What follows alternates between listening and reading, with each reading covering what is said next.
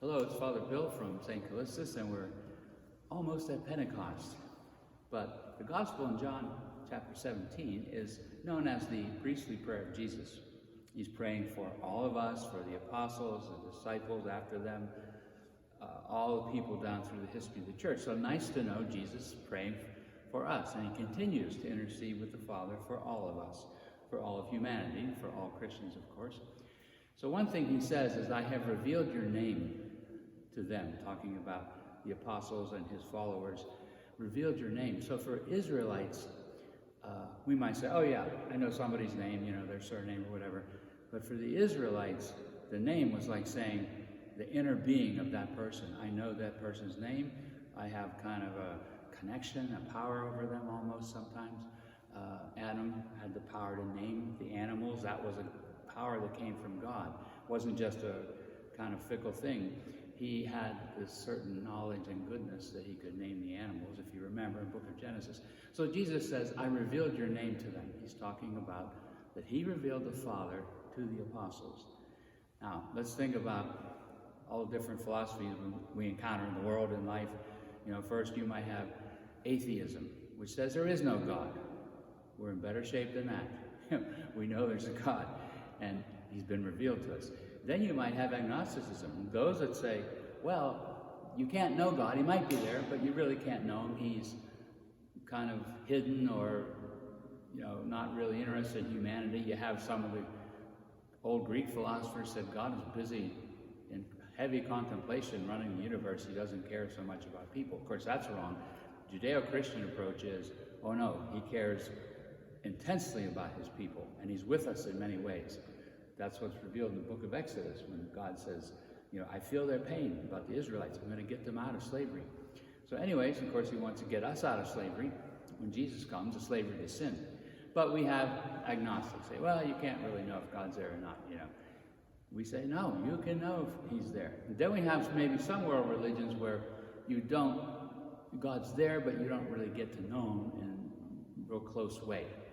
His magnificence, his power is so great. You can't get to know him. He's above human beings. So, at any rate, that's not us. What we're about is God revealed himself. So Jesus says, I revealed your name. I gave them your name, Father.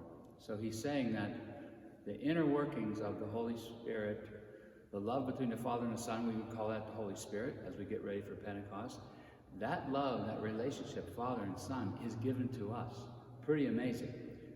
Half the time we're asleep while the priests are too. We don't realize how powerful this is, how amazing. But Jesus says, I give the relationship, I reveal that to you. The Father and I are one. You're invited into this relationship. It's quite amazing. And we know in John's Gospel, Jesus says, I no longer call you slaves or servants, I call you friends.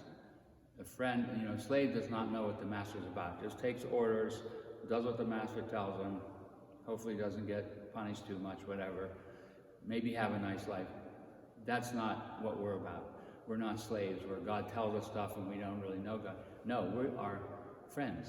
God reveals himself to us in an intimate way of friendship and goodness and says, you're in on what I'm all about, my inmost workings.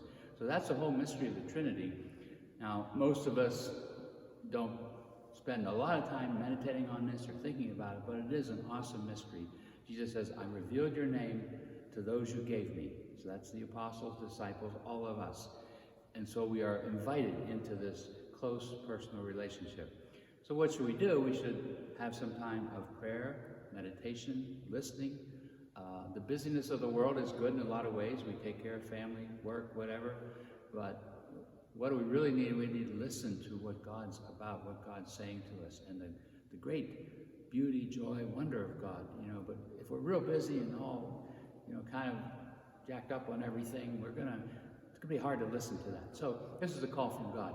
Make sure that prayer time is a time of really listening, and the good news that you are friends with God. You're called to enjoy his presence, not just serve him or do a whole bunch of good things. Yes, that's wonderful, but to know him and to revel in his goodness.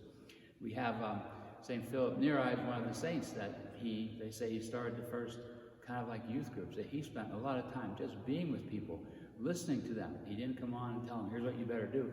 He was listening, and that's how our relationship should go, and we say it all starts with listening to what God's will is. So Jesus blesses us as we get ready for Pentecost. We say, invite the Holy Spirit more deeply into our lives so we can experience that goodness, the wonder, the fire of God's love, and then share it with those around us, which is our call as Catholic Christians.